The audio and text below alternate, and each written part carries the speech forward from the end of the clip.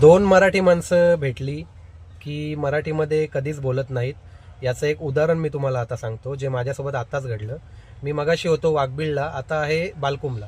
वाघबिळवरनं मला कोटनाक्याचा भाडा भेटला, तर मी पॅसेंजरला पिक करायला गेलो. पिकअप लोकेशनवरती उबरचा भाडा होता.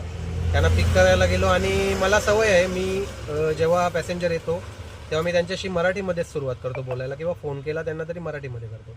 पण पॅसेंजर यावेळी आल्या, लेडीज होत्या त्या आणि लॉयर होत्या.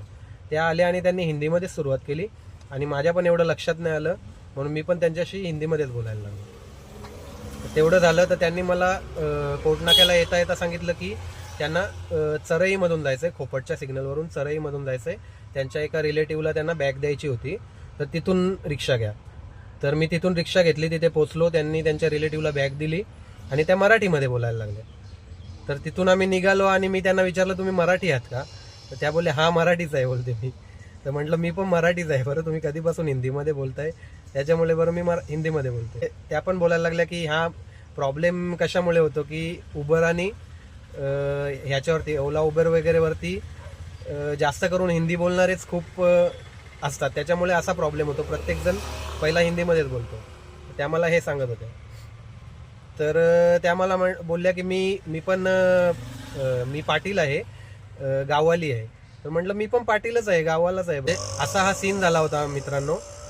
तर निघालो तेव्हापासून आम्ही हिंदीमध्येच बोलत होतो आणि मग पोचलो तेव्हा मला कळलं की या मराठीच आहेत पॅसेंजर. तेव्हा आम्ही मराठीमध्ये बोलायला लागलो. तर एवढंच सांगायचं होतं यावरून की आपण जर सुरुवात केली ना मराठीमध्ये बोलायला, तर समोरचा माणूसही मराठी नसला तरी तो बोलतो. कारण याच्या अगोदरचा पण एक सीन झाला, तो मी तुम्हाला सांगतो. याच्या अगोदर पण मी मुलुंडवरनं जेव्हा वाघबिळला येत होतो ना, तेव्हा एक पॅसेंजर मला भेटल्या. त्या माझ्याशी हिंदीमध्ये बोलल्या पहिला, तर मी त्यांच्याशी मराठीमध्ये बोललो फोनवर. पण त्या मराठी नसून साऊथ इंडियन होत्या, तरी पण त्या माझ्याशी एकदम शुद्ध मराठीमध्ये बोलत होत्या. वाघबिळला जायच्या अगोदर हा सीन झाला माझ्यासोबत. तर मला हे कधी कळलं, त्या साऊथ इंडियन होत्या अशा.